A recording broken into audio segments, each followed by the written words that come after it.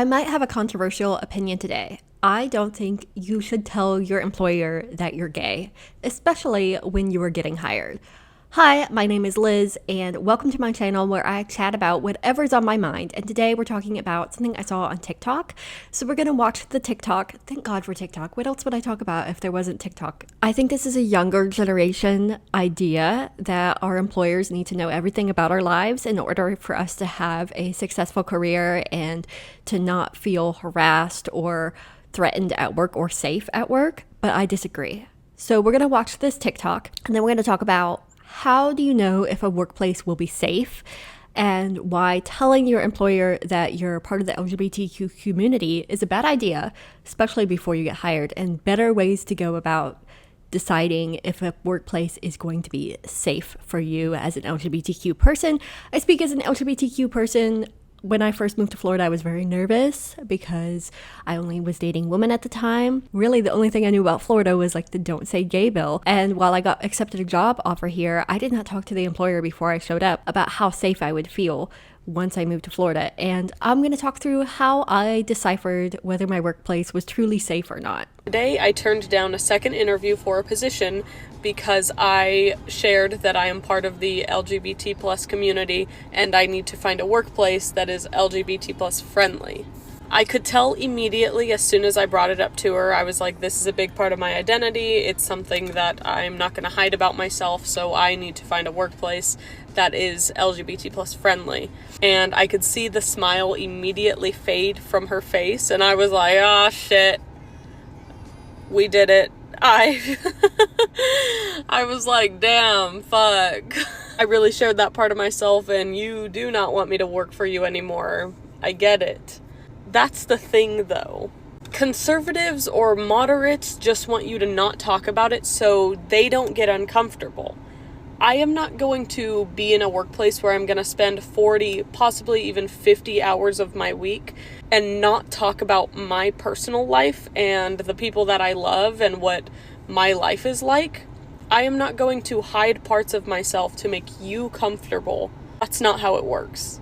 That's how conservatives want it to work, but just because you're uncomfortable doesn't mean that I need to hide myself. And it was okay. Nothing crazy happened. We just both agreed this isn't going to work, and I left. But that is a big issue for queer people specifically. I do need to turn down positions that could be great jobs because of that, and because other people are uncomfortable. I don't think it's necessarily your sexuality that made the HR person uncomfortable. I think it's the fact that you brought up your dating life and your sexuality in an interview that would make her uncomfortable. In interviews, I have realized that it is very unprofessional to ask somebody about their personal life, and when they are, they're kind of trying to weed you. They're trying to figure out who you are and whether or not you're going to be a good fit for their company. And in fact, it is illegal to discriminate against someone because of their sexuality. There was a Supreme Court case of a transgender woman who was fired for when she came out to her employer as trans, and the Supreme Court ruled that you cannot discriminate against someone because of their transgender or their LGBTQ plus identity. They're considered protected under the Equal Rights Act. Now, I'm sure the Supreme Court these days would love to overturn that, but for now, you are protected if your employer finds out about your LGBTQ plus identity. And I would push back gently that the idea that your discomfort is unsafe. I am not comfortable telling some people even that I am dating my boyfriend at a job. I just don't want them to know about my personal life. That doesn't mean I'm not safe. It just means that I want there to be a clear boundary between my work life and my private life. And I think that's probably why the HR lady was so taken aback, because you can talk about your dating relationships among your coworkers, but you are not guaranteed comfort to share about your private dating life. A straight person can be uncomfortable with talking about dating at work, and they should be. There are some things that should be kept out of work. Your coworkers are not your friends. They're your coworkers. You're there to do a job, not to socialize. And I understand some companies want you to feel like family, and if that's important to you, great. But you should approach a job as a means to a paycheck in a way, in my opinion. And in this economy, when so many people are struggling to find work and get interviews, it seems really, really selfish for you to walk into an interview and demand that they affirm your dating life in order for them to hire you when other people would love to get an interview anywhere. Other LGBTQ people would love to get an interview anywhere. I speak as someone who is recently laid off. Like, I would be very happy to get an interview anywhere and get a job offer. Like, that would be amazing. And if it means that the person hiring me doesn't want to ever hear about my boyfriend, sure, that's fine. If it meant that if I was dating, if I had a girlfriend and the person hiring me didn't want to hear about my girlfriend, sure, that would be great. There was a period in my life where I was like dating a lot and going on a lot of dates, and I would go to work, and because I was working overnight, I was very tired. And in order to keep myself awake, I would just talk a lot to my coworkers. And a couple weeks after going on a few dates and sharing about the dates at work, I got pulled into HR, and I was gently asked to stop talking about all the dates I went on with my coworkers because it was making them uncomfortable. And and most of those dates that I was going on were with men because I had recently discovered I was bisexual, so I was open to dating everyone. And I happened to be going because there's more men in the world willing to date women than there are women willing to date women. So the ratio of matches I was getting were mostly men. So I happened to be going on a lot of dates with different men and sometimes women, and I was talking about them at work, and I thought it was funny stories. It was engaging. It was keeping me awake at 1:30 in the morning. But it turned out my coworkers were kind of tired of hearing about my dating life, and they didn't report. Maybe somebody reported me to HR, but mostly someone asked my boss to just like gently mentor me to stop talking so much about my personal life at work. And that was a lesson I learned. Like, not your coworkers don't want to hear about who you're dating sometimes. Sometimes they just want to come to work and work. And I think that is something that is super important. Like, what makes you comfortable may make your coworkers uncomfortable, and we need to respect their boundaries. And some people don't want to hear about your dating life, whether you're dating men, women, or whoever. They just don't want to hear about it. They're there to do a job, and they are not there to socialize. And demanding that a workplace hear about your dating life is not necessary. Like, that's not LGBTQ equality. That's just you being selfish and making demands of a job in order for you to be content there. Now, what are some ways to know if a workplace is a safe place for you as an LGBTQ person? First, if you're applying for a job, if you've scored an interview, maybe if you are an LGBTQ person, it could be smart to look up to see if that place has an LGBTQ support group, because many workplaces have support groups for different divisions of the company. So they'll have an LGBTQ support group or a pride group. They may have a Hispanic coalition. They may have an African American support group. Like, a lot of workplaces post those publicly. You can find them on LinkedIn. You can even go to their social medias and search what they posted for Pride. Like, there are many ways to see whether a company is espousing LGBTQ equality and whether they also have DEI initiatives that will make you feel safer as an out LGBTQ person.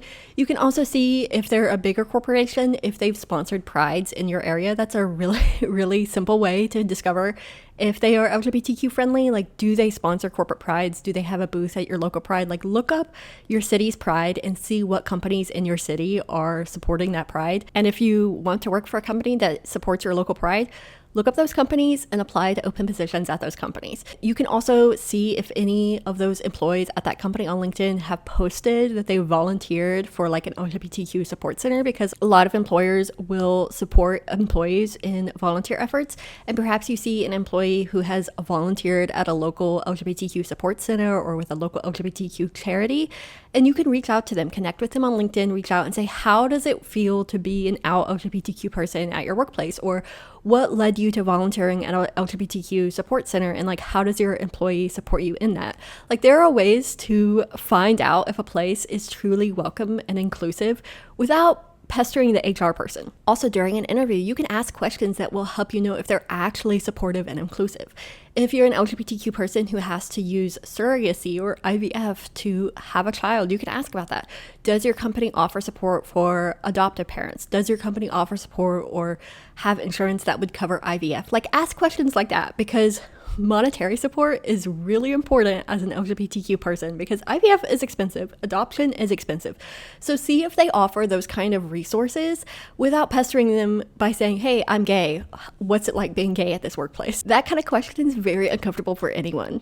And especially if your HR person is straight, they probably don't know the answer. Like, they won't know if they're, as a straight person, what it feels like to be an LGBTQ person. But if you ask about questions about IVF policies or paid parental leave for same-sex couples. Like, if your spouse has a baby, would I get paid parental leave as the second mom in the relationship? Like, that's an important question to ask. And you can ask that without coming across as needy, and demanding that your sexuality outweighs workplace decorum. Something I completely forgot to mention as I'm editing, I realized it, is if a workplace mentions that they offer gender affirming care as part of their benefits package, that is something I've noticed as I am job hunting. Is one workplace that I put an application in and had an interview with, they very prominently displayed on their benefits package that they offer gender affirming care, and they are based in a conservative red state that has actually tried to ban gender affirming care. So that stood out to me. And I don't really need to ask their corporate, like, do y'all care about your LGBTQ employees, when they advertise on their website that they offer gender affirming care. So those are just telltale signs, y'all. Like, you don't have to bother the HR person, or not necessarily bother. You don't have to pester or be weird and ask strange questions of HR to discern whether a workplace or not is going to be affirming. In fact, if they're going to be affirming, they might prominently advertise that they offer gender affirming care in their benefits package. So there are other ways to decipher if a company will be welcoming and inclusive to you as an LGBTQ person without making HR uncomfortable by you talking about your sexuality in that way in an interview. I did see there is a popular, they voted for Kamala, so I don't know if I'm going to call them moderate or like conservative leaning TikToker who responds to this. And I'm curious what he said, because he's also an LGBTQ person and he tends to have more conservative opinions than me, I think, in some ways. And I'm curious how I saw he responded to this, and it reminded me that I'd seen this TikTok and I wanted to talk about it. So let's see what this person has to say. Today, I turned down a second interview for a position because I shared that I am part of the LGBT plus community and I need to find a workplace that is LGBT plus friendly. All workplaces in the United States are LGBT friendly, so I'm not sure exactly what you mean by that, because if they're not, you can sue them. It is true that legally all workplaces are required to be LGBTQ friendly, but some people have a more inclusive culture than others, and I think that's what this person wants, is a very inclusive workplace. And we can acknowledge that some places, while they may not legally discriminate against you, may not help you feel welcome or included.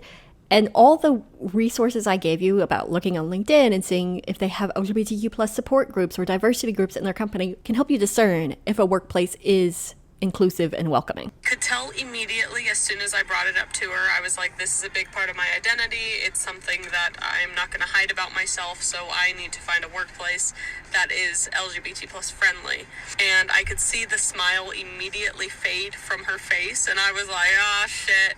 Her face probably dropped because she realized that she has a candidate in front of her she can't hire. She has a candidate in front of her whose identity requires so much validation and attention that it's veering on the verge of special treatment, which makes your employment become a liability rather than an asset. That is very true as well. HR is trying to decipher, when you're interviewing, if you're going to be problematic for the company in any way, cause any issues that could lead to a lawsuit, or whether you will fit in with the company culture. And this kind of question, I mean, I'm LGBTQ plus, and if I was the HR person and somebody asked me, like, maybe I could weave around it and like lead them back to like, oh, our company offers like these benefits for same-sex parents, like paid parental leave for both parents, or our company has these diversity groups you could join. But I would also be thinking about, like, will this employee find offense or not be able to get along with other people because they want to talk about their dating life? And a lot of people are uncomfortable with hearing about your dating life in the workplace. I do need to turn down positions that could be great jobs because of that, and because other people are uncomfortable. No, you don't need to do that in job interviews. You're just trying to justify the fact that you fumbled the interview and lost the opportunity, so now you're reverting back to blaming it on your identity. Let's also not pretend like you didn't get what you wanted out of that interview. What you truly wanted over that job, whether it's consciously or subconsciously, is to validate the oppression that you believe you are living under because of your identity. This is what we call a self-fulfilling prophecy. You believe that you are oppressed, you then get presented with an opportunity and you squander it because that belief of oppression is clouding your judgment. And then when you lose out on opportunities, you can blame it on your identity and blame it on your oppression rather than taking accountability for yourself, which is exactly what we just watched. This victim narrative is nothing more than your brain trying to keep you comfortable. If you have a low threshold for risk in your life, then you're more than likely to adopt victim narratives to keep you safe. This way of thinking is a cancer to any community that it touches, so I'll be damned if I let young gay men and women get on this app and be told to adopt it. Now, keep in mind, this post is a respectful disagreement and it is not intended to bully anyone. I'm hoping that this can be the tough love that this person needs to go out and seize the opportunities that they're faced with. And as an LGBTQ person, I want to be as kind as possible to this kind of thinking, but discomfort does not mean that you're unsafe. And existing in the workplace and being yourself is important, but you shouldn't prioritize feeling comfort over your basic hierarchy of needs, which employment is in the hierarchy of needs. Like, you need a job to pay for your housing so that you have a place to live. And that is more important than dating somebody. That's more important than sharing your sexuality in the workplace. That's more important than anything else, is like having a house. Everything else kind of comes, having a house and food, being paid for by your job, and then everything else comes into play. Sorry, another quick thought is I think we've established boundaries for our friends and family. Like, if our friends and family tell us, oh, I'm not comfortable with you talking about your sexuality, I'm not comfortable with you telling me about your dating life, we would no longer engage socially with them. We wouldn't turn to them for a conversation. We would find other friends. We would find found family. And as LGBTQ people, that is an experience that you run into all of the time. I've had my mother tell me when I was dating a woman, like, you cannot talk to me about that relationship because I'm uncomfortable with it. And I stopped talking to my mom and I found other mother-like figures to talk to in my life. But when it comes to our workplace, we can't hold a job to the same boundaries that we would hold our friends and family to, because they exist in two different needs of our life. They are not our job is not our emotional fulfillment, and we can't place the same boundaries that we would for our friends and family on the place that pays you. It's a completely different kind of social sphere. It's a different kind of social interaction. And I think perhaps for younger people, there is confusion about, there's an emphasis on the boundaries that we establish as we're growing up with our friends and family, boundaries that perhaps the older generations did not learn to create. And so as we're going from college into the workforce, we want to bring those boundaries with us because they've become so important to establishing our emotional security. But workplace boundaries and our friendship and family boundaries are very, very different. We hold our job and what our job asks of us socially and how we communicate with our coworkers very different to how we communicate with our friends and family. So I would encourage LGBTQ people to realize that where you would cut off a relationship with a friend or family if they told you not to talk about who you're dating, that is not the same with a boss, because at work, we really shouldn't be talking about some of the things that we talk about with our friends and family. So if our boss or HR says, hey, wear a dress code, or hey, don't talk about this at work, it's not about you. It's about holding a workplace standard and the boundary of, I'm not going to allow someone to, discriminate against me in this way. It's different than with our friends and family. And that's just a thought I had as I was editing this, because as I was rewatching this person talk about needing comfort, needing safety in the workplace, it reminded me more of safety in our friends and with our friends and family than actual what safety means at a job. Like, the friends and family relationship has a much higher level of emotional stability that is needed and emotional safety that is needed than where we go and clock in and out to get a paycheck. You can always take a job, realize that you're not comfortable in that position. Like, they don't have any diversity groups within the company. They don't really listen to female voices or minority voices or LGBTQ voices, and that you're not really comfortable working there, but you're going to work there as long as you can until you find another position where your voice will be valued and you will be a cherished member of the team just as you are. I've been in that position before, where I've worked at a company where I quickly realized this company does not care about any person's voice except a straight white man. And actually, like, speaking out on behalf of members of your own community, speaking up for other minorities in the workplace, and pushing back against like this straight male narrative is rocking the boat and could lead to you getting terminated or laid off. And I've been through 2 layoffs this year, so I know how awful it is. When you realize that the company you're working with is not inclusive, it's not really welcoming, even if they present themselves that way, the solution isn't really to just quit your job. The solution is either keep your head down, work hard, do what you need to do to survive, and then find a job in a better environment and deal with that discomfort and the annoyance, the uncomfortable position of working at a place where you don't buy into the culture. Because there's a lot of workplaces that you might not buy into the work culture, but you don't need to become a victim of that. Like, you don't need to let it really get to you, because this is just a job. It's not your personality. It's not who you are. You are simply getting paid for your labor so that you can afford a house, so that you can afford food, so that you can afford to enjoy time out with your friends and go on vacations and actually enjoy dating, because you can pay to go on dates and things like that. Like, that's what a job is for. It doesn't have to become your entire personality. And unless you start your own company, really most companies you will find fault with in some way, shape, or another. So I would just encourage all LGBTQ people, everyone, view your job as a means to an end. And if you're not happy with the company culture, work to change it where you can, or find a job where you can embrace the company culture and it can lift you up or build you up. But in the meantime, don't turn down job interviews by asking weird questions to HR. Let's not do that, please. Thank you all for watching. I hope you enjoyed this little video. My necklace and earrings are from Jesper and Elm, and I will link them below. You can use my code Liz15 for 15% off. This is from a lovely small business, and I love all of the jewelry she makes. It's all beautiful. I've worn it a lot in my videos. So if you want to check out her shop, go peruse around. Shop from a local business instead of Amazon. In the meanwhile, be sure to like, comment, and subscribe. You can also join my channel for exclusive videos. I'm trying to put all my vlogs as members only, and then eventually I'll upload vlogs to my vlog channel. But in the meantime, all my vlogs are members only, and I will also have members only exclusive videos and early access to videos through members only, so you can join my membership. And I am currently job hunting, so if you want to support me, I have my Ko-Fi linked below, and I will see y'all all around the internet. Till next time, see ya.